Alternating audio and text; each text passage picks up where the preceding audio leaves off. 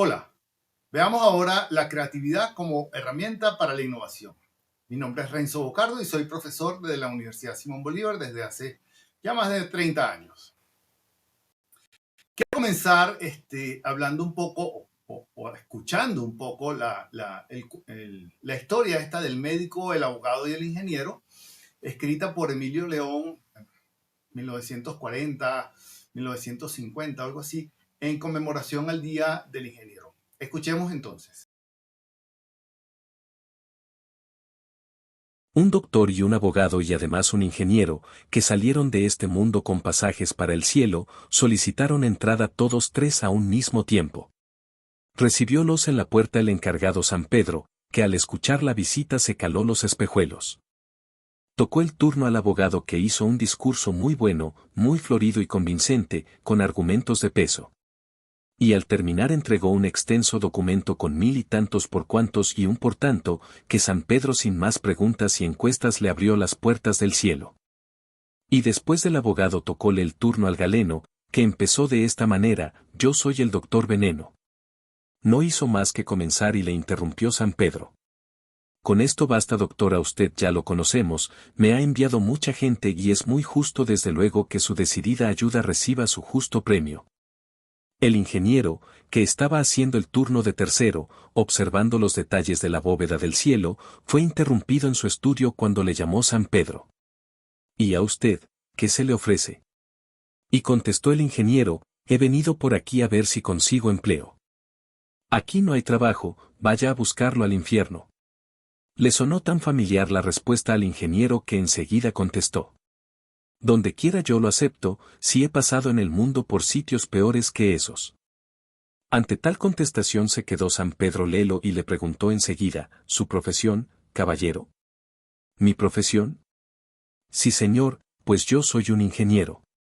Ah, bueno. San Pedro dijo: ahora sí ya le comprendo, usted es de esos peritos. No, señor, mucho lo siento, ingeniero simplemente, no soy perito ni experto. Entonces, amigo mío, en verdad no le comprendo. ¿Qué es lo que hace usted para llamarse ingeniero?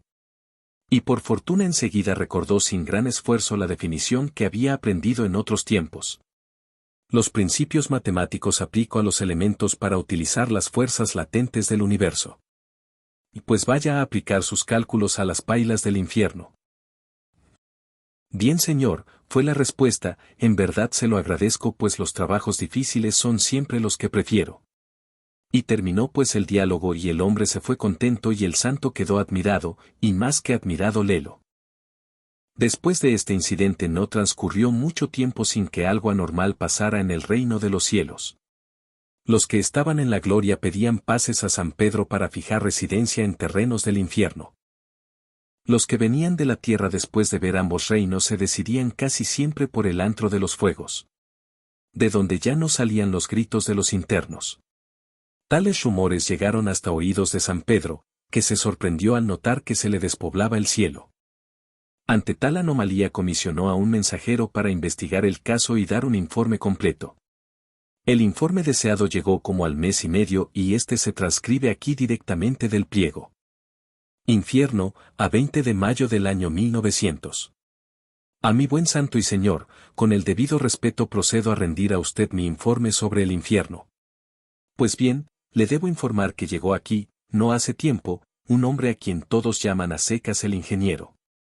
Este hombre, si no es el diablo, está bien cerca de serlo, pues ha transformado todo por arte de encantamiento. En enormes artefactos ha acorralado los fuegos, y usa de ellos la energía en máquinas e instrumentos para crear luz y fuerza y convertir esta en hielo. Ha hecho parajes fríos, templados, húmedos, secos, parajes de primavera y otros de constante invierno. Ha horadado las montañas, ha contenido los vientos, ha salvado los abismos con puentes de extremo a extremo. Ha construido ciudades y jardines y paseos, y es en fin, un paraíso lo que antes era el infierno. A tal punto que, señor, ya no vuelvo para el cielo, le presento mi renuncia y en el infierno me quedo.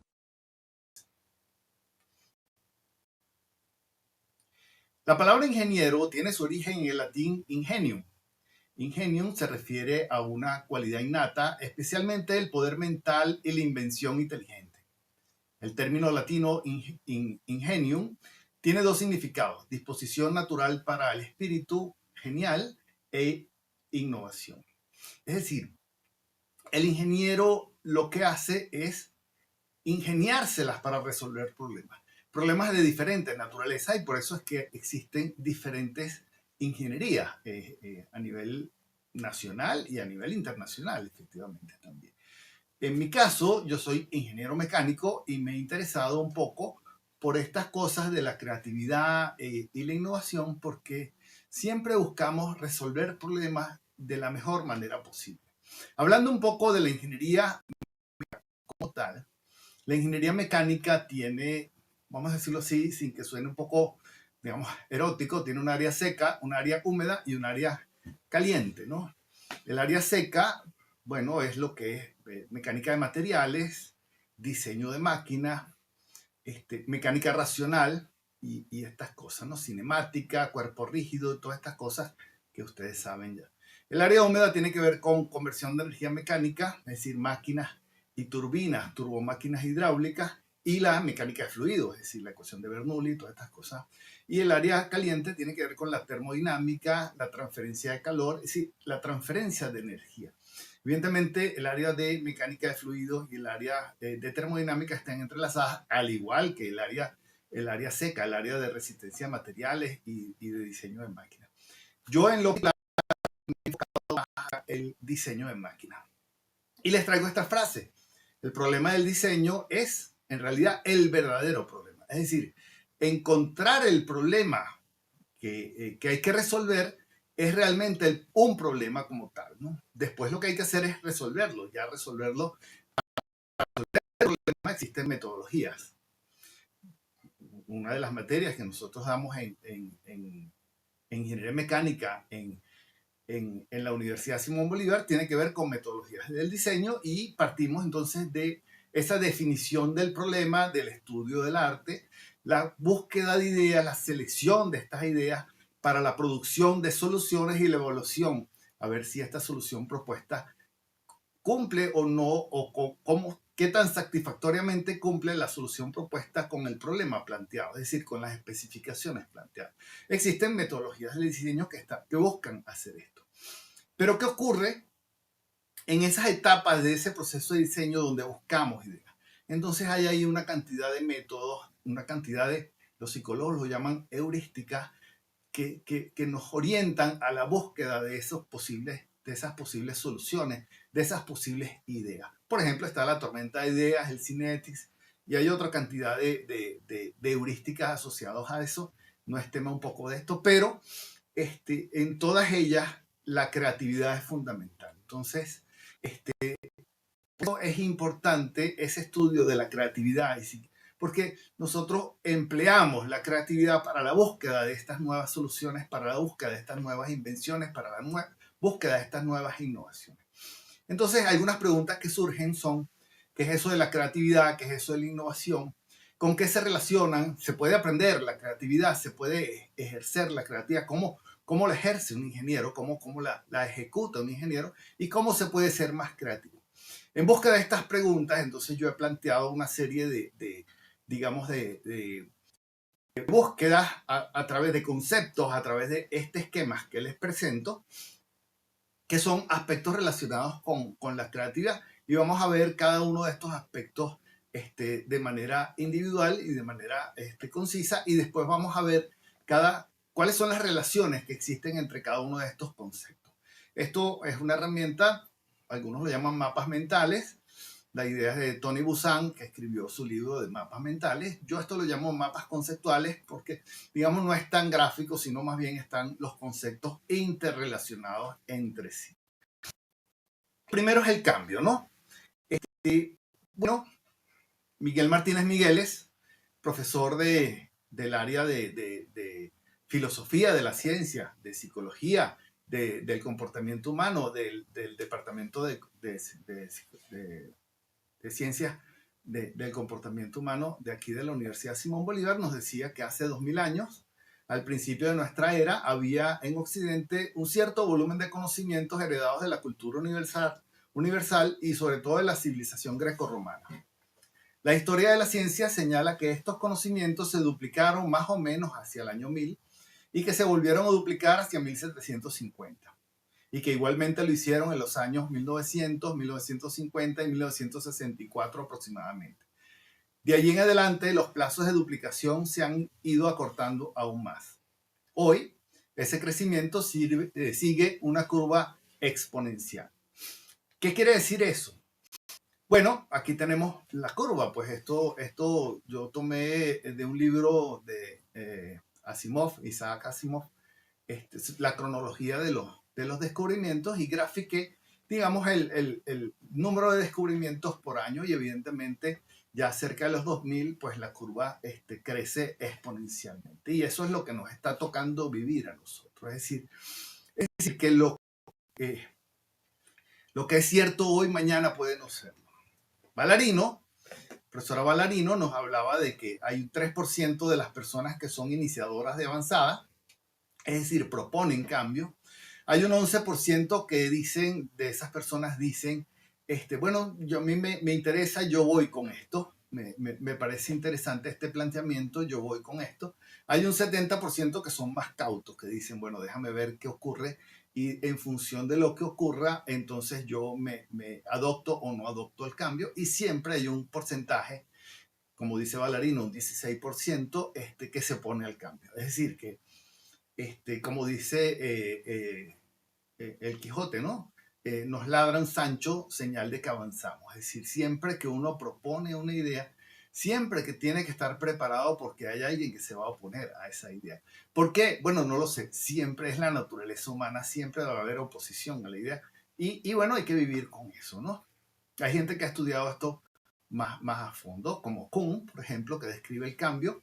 Describe un cambio de paradigma como una revolución. Él escribe su libro en los años 60, La estructura de las revoluciones científicas, y estudia cómo son estos cambios, cómo se dan estos cambios en la ciencia, ¿no? Aquí tienen, por ejemplo, una imagen de una cantidad de personas a lo largo de la historia de la humanidad que han revolucionado, que han cambiado la forma de pensar o que han propuesto estos cambios que no siempre fueron aceptados en su propia época. Por ejemplo, Galileo dijo que el Sol no era el centro, perdón, que la Tierra no era el centro, sino que el Sol y los astros se movían, los planetas se movían en torno al Sol. Y eso le condujo a que lo execraran, pues estuvo preso, casa por cárcel, hasta que murió. Y después reconocieron efectivamente que Galileo tenía razón. Ahí tienen a Marie Curie, tienen a Edison, tienen a Tesla, tienen a Mendel, tienen a Charles Darwin y tienen a Albert Einstein. Cada uno de ellos en su campo propuso nuevas ideas revolucionarias que cambiaron el status quo, que cambiaron la forma de pensar, que cambiaron, digamos, ese universo que estaba, esa ciencia que estaban ellos produciendo en ese momento. O sea, una revolución, como dice. Locura es hacer lo mismo una y otra vez y esperar resultados diferentes. Es decir, tenemos que estar abiertos al cambio, tenemos que estar pendientes del cambio y tenemos que no ser ese 16% de oposición al cambio, sino más bien entrar dentro de ese porcentaje de iniciadoras del cambio y de seguidores inmediatos al cambio, porque se están dando unos cambios brutales en lo que estamos viviendo hoy en día y vamos a seguir viviendo. Es decir, aquel que no se adapte y cambie, y aquel que no se adapte y cambie a la velocidad que cambie el cambio lo va a cambiar. Esta frase se la tomé del profesor Aquiles Martínez, profesor también de mecánica de materiales aquí en nuestra universidad, y nos dio clase a nosotros, y me pareció sumamente interesante. De forma tal de que el que no se monte en esta ola del cambio, el cambio lo va a cambiar, ¿no? Las cosas están sucediendo a unas velocidades asombrosas que si uno no se adapte y cambia como el cambio cambia, el cambio entonces lo va a cambiar. Seguimos con nuestro esquema y vamos a ver el siguiente concepto que tiene que ver con la invención. La invención es en la técnica. Si los cambios en la técnica se producen por inventos. El estereotipo que siempre tenemos es el profesor loco que está metido en su laboratorio inventando fórmulas químicas o ecuaciones matemáticas o ecuaciones físicas. Por ejemplo, Disney en los años 60, 70, qué sé yo, no recuerdo, sacó esta película, El profesor Boligó. Este señor es un profesor en una universidad que consigue inventar una sustancia medio pegajosa que no cumplía la primera ley de la termodinámica, es decir, que rebotaba cada vez más alto. Entonces lo llamó boligoma como tal y bueno, revolucionó un poco sus cosas. Fíjense, ahí está, puso un Ford Modelo T a volar. Más recientemente, esta película lo volvió otra vez a hacer con Flubber, Robin Williams, que protagonizó esta película del profesor Boligoma, digamos como ese solitario inventor que está en su laboratorio.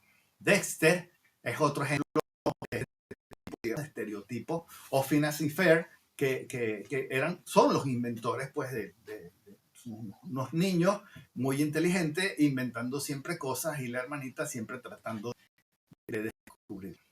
Bueno, los inventos se patentan. La patente es el registro de la propiedad de esa invención que tiene el inventor, que el Estado le da al inventor. Es decir, el Estado reconoce de que ese invento es del que lo produce. Y ese registro es una patente, ¿no? Es como un activo. Patentes interesantes, por ejemplo, tienen esta patente de Edison, de una de sus patentes, del bombillo de Edison. Tienen la otra patente del señor Otis, que es un elevador, por eso está la compañía Otis de ascensores, ¿no?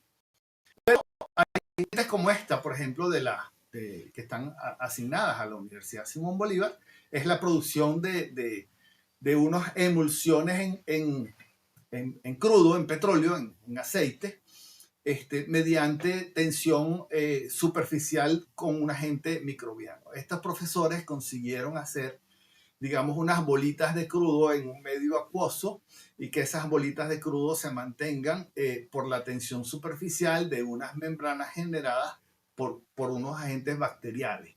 Y eso, pues es un invento que sirve para transportar el crudo pesado y extrapesados que podemos producir en la faja. Hay patentes también interesantes, pero uno después que las evalúa dice, bueno, ¿y esto lo patentaron? Sí, porque cumplen los requisitos para uno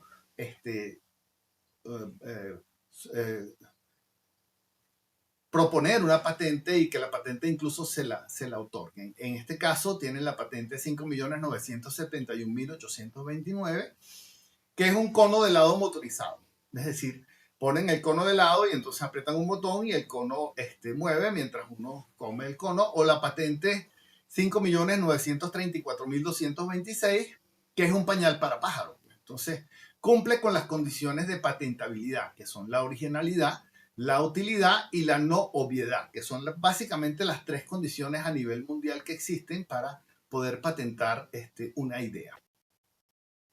Bien, seguimos con el siguiente concepto, que es el descubrimiento. Pues en la ciencia no se inventan, sino que se descubren cosas. Es decir, vamos a poner algunos ejemplos. Pues Newton se dice que estaba sentado pensando en sus cuestiones, en sus problemas, pero estaba sentado debajo de un árbol de manzana y una manzana cayó, de un arbusto de manzana, y la manzana cayó y entonces él empezó a pensar de por qué cae la manzana, será que yo atraigo la manzana, y entonces con eso pudo desarrollar su idea y descubrir, digamos, las relaciones matemáticas que existen entre los cuerpos de atracción universal y propone sus leyes pues, universales de la atracción.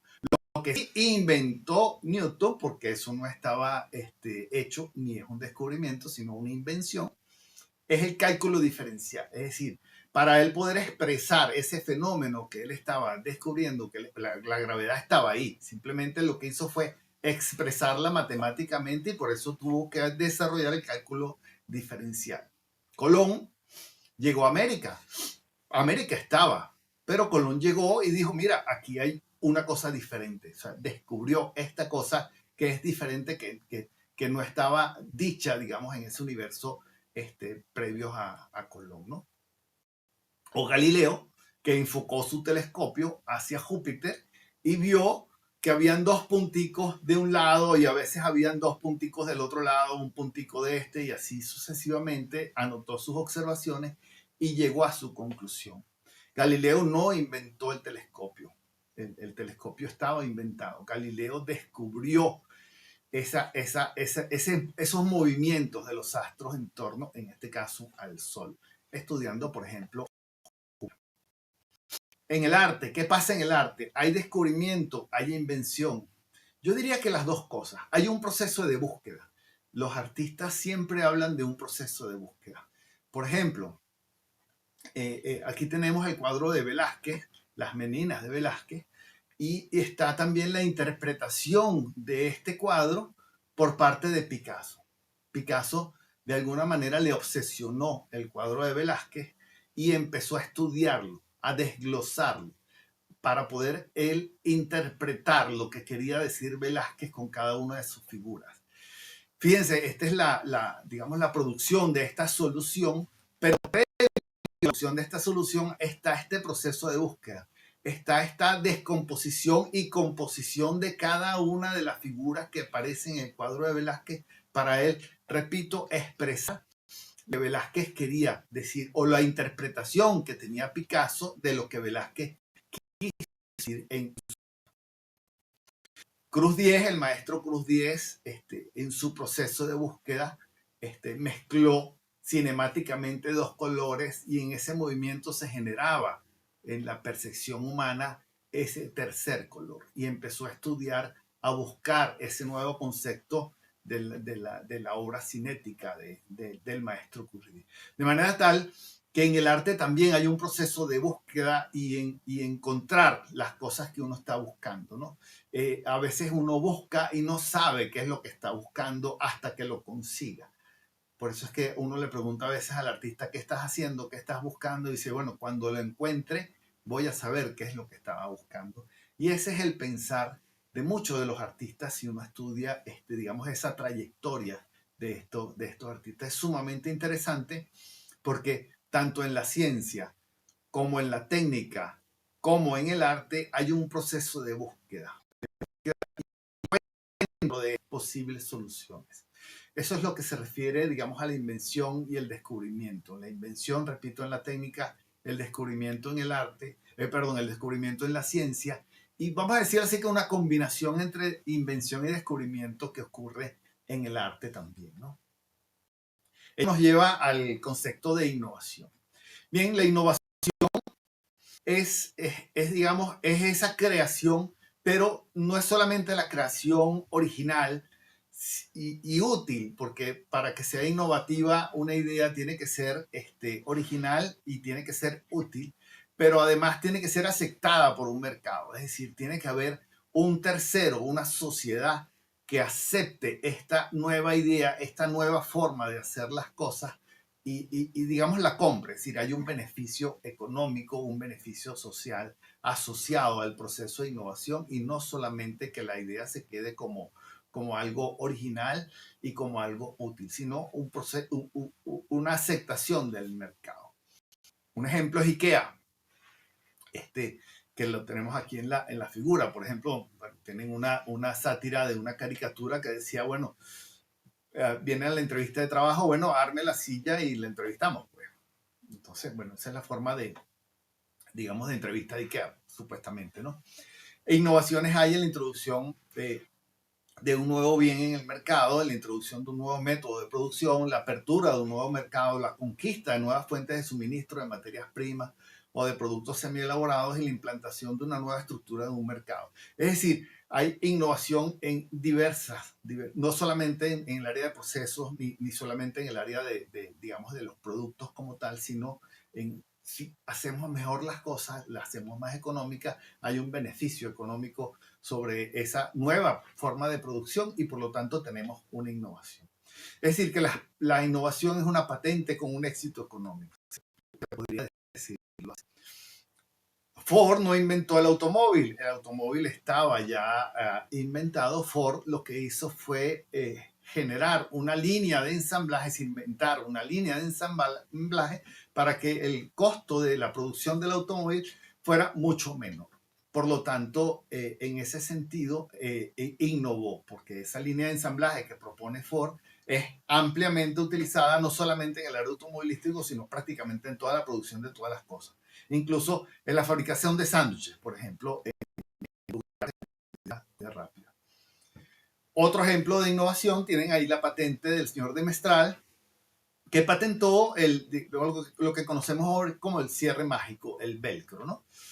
Cuenta la historia que el señor salía a pasear con su perro y las semillitas se le pegaban al pelaje del perro y empezó a estudiar por qué las semillitas se le pegaban al pelaje del perro y dio con un material sintético que pudiera reproducir ese mismo efecto, y esa es su patente de los años 50 del velcro. El celular también, Motorola, tiene que ver con esto. Ahora que Twitter también tiene varias patentes en el mercado con sus algoritmos, y ahí tienen la patente del Twitter, ¿no? Esta es una de las patentes del Twitter en su momento ahora. Volvemos a nuestro esquema y seguimos, digamos, profundizando cada uno de los tópicos, y ahora nos toca la creatividad como tal, que es el eje fundamental de todo de toda esta charla, ¿no? La creatividad y la innovación.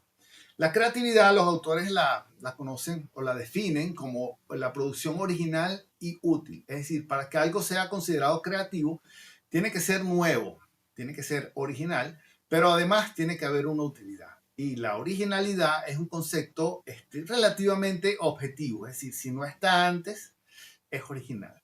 Pero la utilidad es un concepto totalmente subjetivo. Es decir, depende de la persona. Es decir, para lo que para una persona puede ser útil, para otra persona no lo es. Por ejemplo, el pañal para pájaros.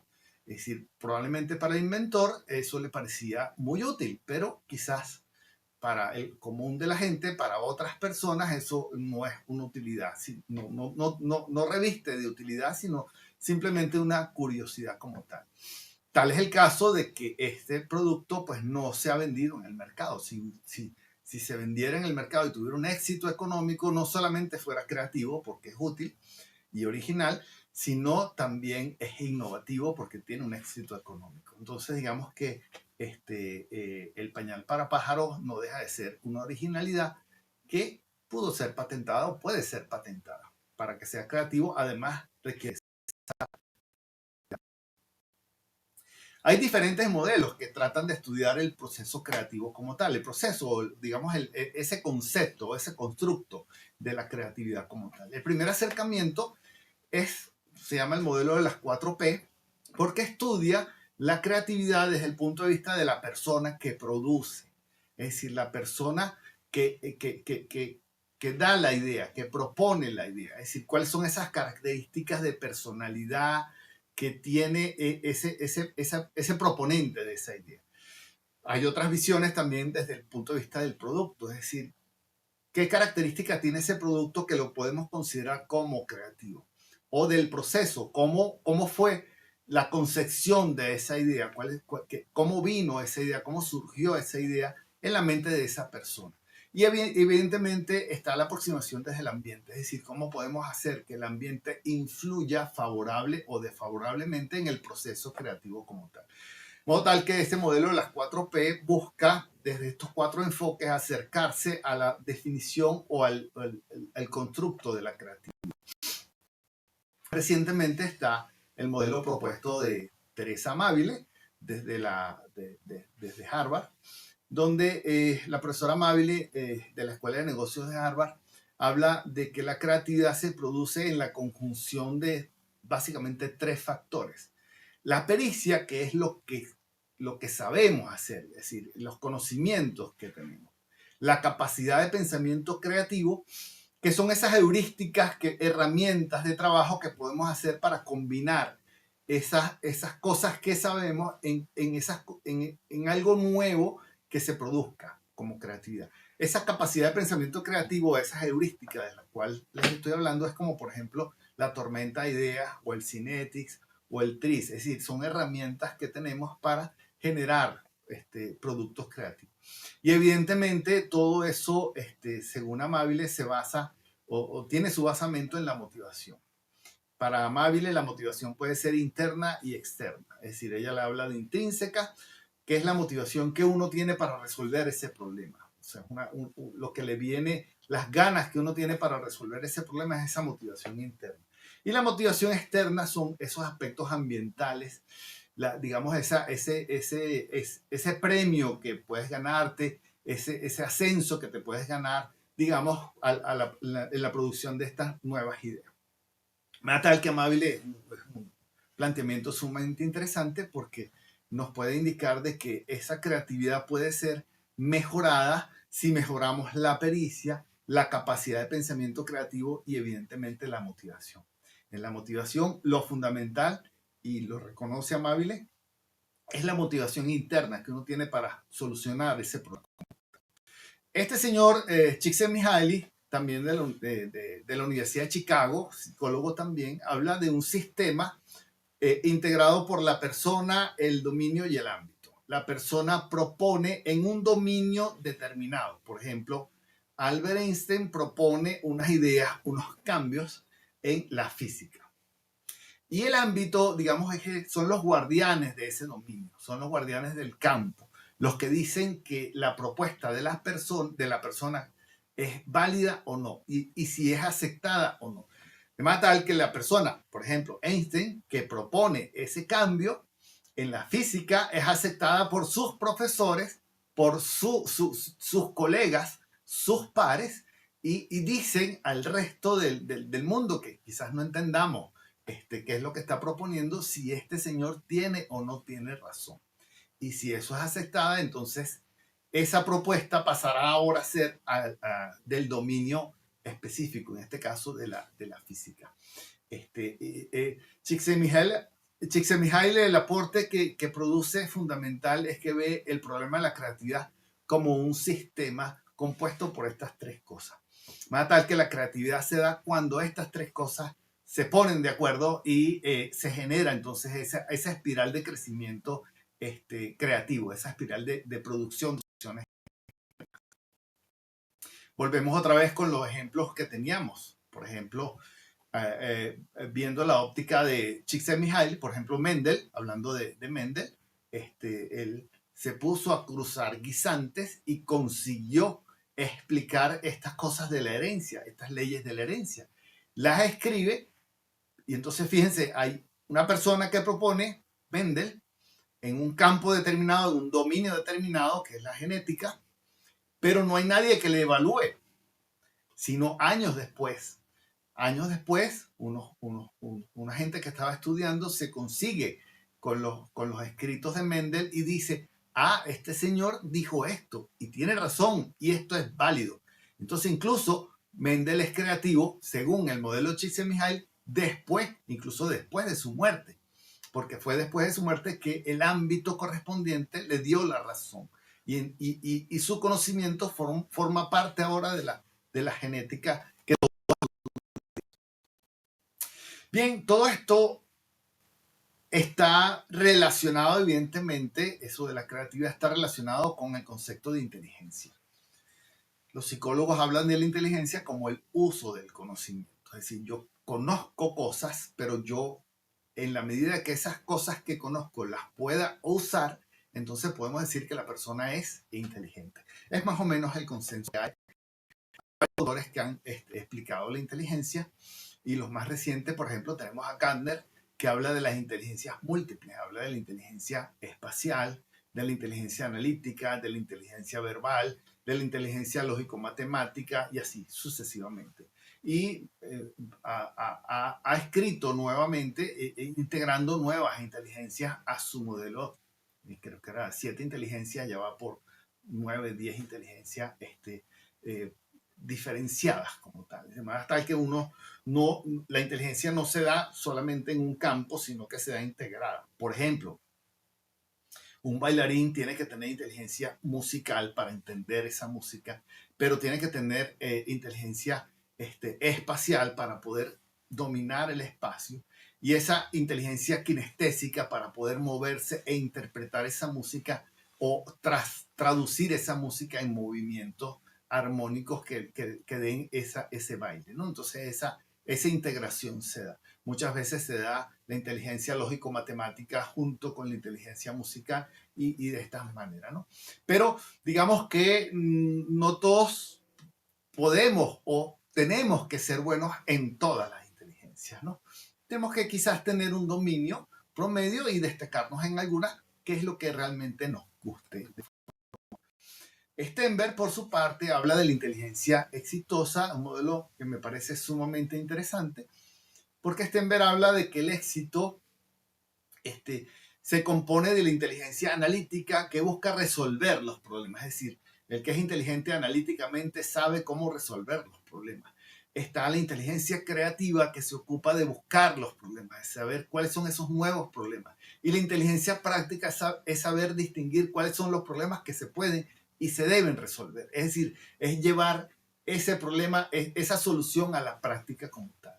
Entonces, Stenberg habla de la conjunción de estas tres cosas, es decir, el que es inteligente analíticamente, muy inteligente analíticamente, bien, pero está esperando que le den los problemas para poder solucionarlos. Entonces, el que es creativo solamente se le ocurren los problemas, pero no los puede solucionar. Y el que es práctico, pues lleva a la práctica, pero no sabe qué tiene que llevar a la práctica. Entonces, la conjunción de las tres cosas. Esto nos dice que si queremos emprender una actividad, que nos rodeemos de gente diversa, no solamente de una sola, vamos a decirlo así, de especie, vamos a llamar así, analítico, creativo o práctico, sino que estemos conviviendo, respetándonos cada una de las, digamos, de las preponderancias de cada quien para el éxito como tal, ¿no? Porque tiene que ser un equipo que trabaje armónicamente. Goleman habla de la inteligencia emocional, no podemos dejar esto afuera, porque las emociones juegan un papel fundamental. Todas las decisiones que nosotros tomemos, por más racional que uno quiera que sea, siempre tiene un componente emocional. O sea, siempre vamos a buscar, digamos que el bien personal. Y entender cómo funcionan las emociones, tanto propias como de los terceros, como de los compañeros, como del general, de la sociedad en general, nos ayuda a esa propuesta, a vender esas propuestas que uno pueda atender. La inteligencia emocional es sumamente importante. Aquí en Venezuela tuvimos un gran investigador en el área de la inteligencia, que fue el doctor Luis Alberto Machado, que produjo varios libros que tienen que ver, por ejemplo, ahí tienen uno que es La Revolución de la Inteligencia, que hablaba sobre estos tópicos. Y realmente nosotros fuimos punta de lanza en los años 80 en el desarrollo de la inteligencia y muchas cosas, muchas metodologías se desarrollaron y se implementaron en Venezuela a partir de las ideas de Luis Alberto Machado, que lo que hizo fue tratar de socializar todos estos conceptos de forma tal de que la misma sociedad creciera y cada uno tuviera, digamos, las oportunidades de aprendizaje para ser, como decía él, sí se puede ser más inteligentes cada uno y más. Bien, todo esto se elabora ¿en dónde? Bueno, en nuestro cerebro. Una máquina que tiene alrededor de 100.000 millones de neuronas y cada una de ellas tiene el potencial de conectarse con 10.000. Es decir, existe una red de conexiones entre las neuronas que están en nuestros cerebros y bueno, y los axones llegan a las diferentes partes,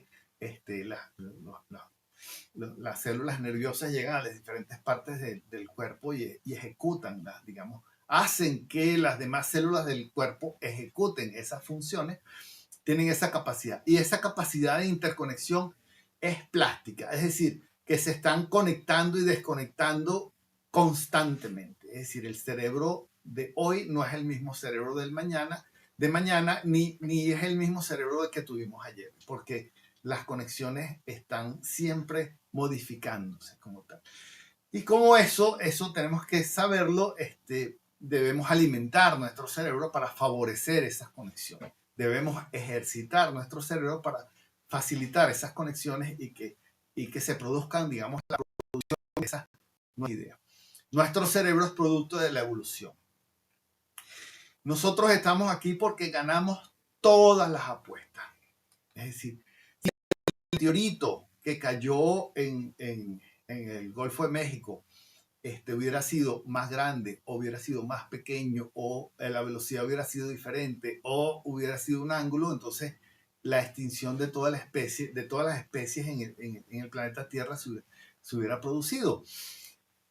De lo contrario, por ejemplo, nosotros ahorita, los humanos, podríamos ser comida para los dinosaurios, pues en este caso, en una serie de los años, creo que 80 por ahí, era una serie televisiva que hablaba de una sociedad de dinosaurios, y los dinosaurios tenían sus familias, tenían sus trabajos tal cual como es ahora, y la comida de los dinosaurios éramos nosotros los humanos. Pues. Entonces, si ese meteorito no hubiera caído justamente en esas condiciones, probablemente no se hubieran extinguido los dinosaurios y hoy podríamos tener, digamos, ¿no? El cerebro es el órgano del pensamiento humano. Y eso es lo que nos distinguen de las otras especies, los otros mamíferos, ¿no? Nosotros, no quiere decir que el perrito no piense, que el gatico no piense, sino que no están conscientes de que piensan. Nosotros, como el animal humano, no solamente pensamos, sino que estamos conscientes de nuestros propios pensamientos y podemos elaborar nuevos pensamientos, y eso es lo que llamamos imaginación. ¿Cuáles son las relaciones entre todos estos conceptos? El cambio y la innovación. Bueno, el cambio incentiva la innovación y la innovación es necesaria para afrontar los cambios. La innovación produce los cambios.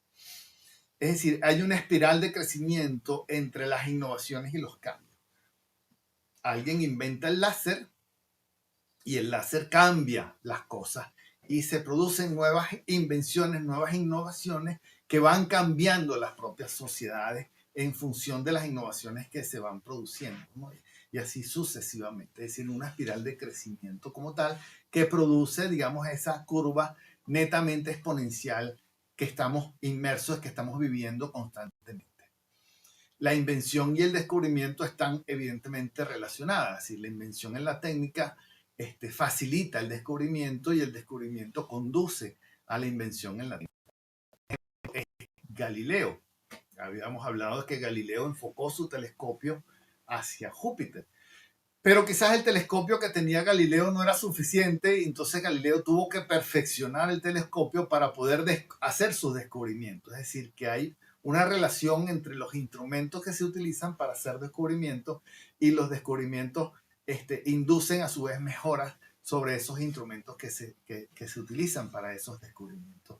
En la ciencia y en la técnica siempre va a haber relaciones directas, ¿no?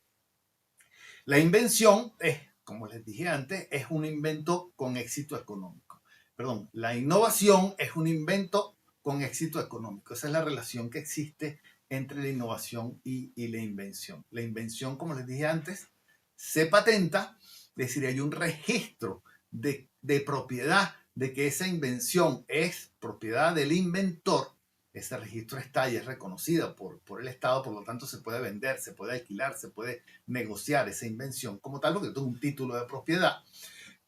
Pero esa invención para producir innovación tiene que ser aceptada por el mercado. Entonces, cuando una invención tiene un éxito en el mercado, tiene una aceptación por esos terceros, por esa sociedad que les dice que sí a ese invento, entonces se produce una innovación, como lo vimos antes en el concepto de innovación como tal. La innovación tiene, básicamente, yo las pongo como herramientas del proceso de innovación, en la prospectiva y la vigilancia tecnológica, que son herramientas orientadas a la búsqueda de oportunidades para la innovación. La prospectiva se encarga de decir, bueno, ¿cuál es el siguiente paso? Es decir, ¿cuál es el siguiente paso si yo fuera un productor de celulares? ¿Cuál es el siguiente paso en innovación, en la producción de celulares que yo tengo que dar para, y entonces pongo a mis desarrolladores, a mis inventores, a mis científicos en esa dirección. Hago un estudio prospectivo de, digamos, de ese campo como tal. Y la vigilancia tecnológica es qué está pasando, qué están haciendo los otros en el campo predeterminado. Es decir, si yo soy Procter & Gamble, yo tengo que saber qué está haciendo Colgate-Palmolive en el desarrollo, digamos, de los detergentes que se está produciendo. Si yo soy HP, yo tengo que saber qué está haciendo Epson en producción de, digamos, de impresoras o de impresoras de gran formato, qué sé yo. Para ver por dónde va, digamos, los tiros, sin entrar en lo que es espionaje. Simplemente es revisar, hacer una revisión de toda la bibliografía que existe, incluyendo las patentes, para ver qué se está desarrollando en el mundo, para ver dónde podemos entrar nosotros con nuestro aporte.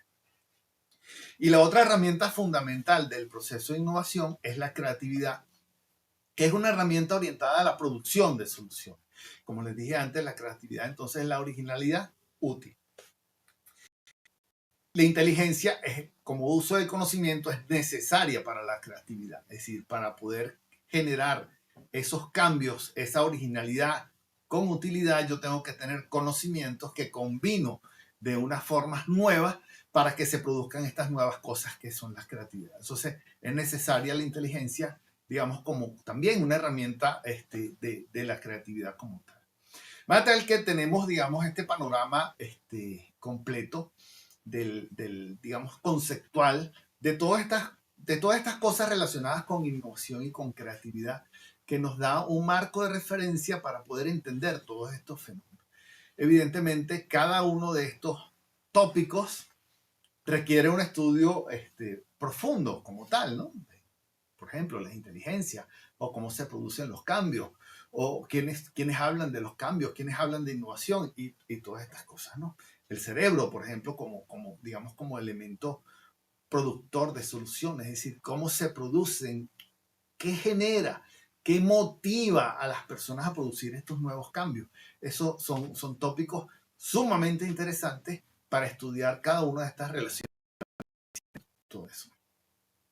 Bien, los estudiosos de la creatividad son básicamente de dos tipos. Esto me lo conseguí en un congreso de creatividad hace ya bastantes años. Y ellos hablan de las personas que hablan de creatividad y los que usan la creatividad. Entonces, yo les propongo que es importante entender todos estos conceptos relacionados con la creatividad para ser más creativos. Pero es para ser más creativos. No nos quedemos en hablar de creatividad, sino en usar todos estos conceptos para la producción de nuevas cosas. Es lo que hace el ingeniero como tal. Estudia cómo puede hacer o producir mejores soluciones, cómo puede resolver los problemas de una mejor manera. Todo aquello que se haga para entender conceptualmente la creatividad redundará en beneficio de la misma y permitirá que se afinen sólidamente las relaciones producto de los logros creativos personales. Es decir, entender la creatividad nos ayuda a ser más creativos como tal. Eso es lo que yo creo. Y bueno, para cerrar tenemos nuestro esquema fundamental digamos, de discusión, de orientación, digamos, en esta introducción que tiene que ver con la creatividad asociada a los procesos de innovación. Muchas gracias.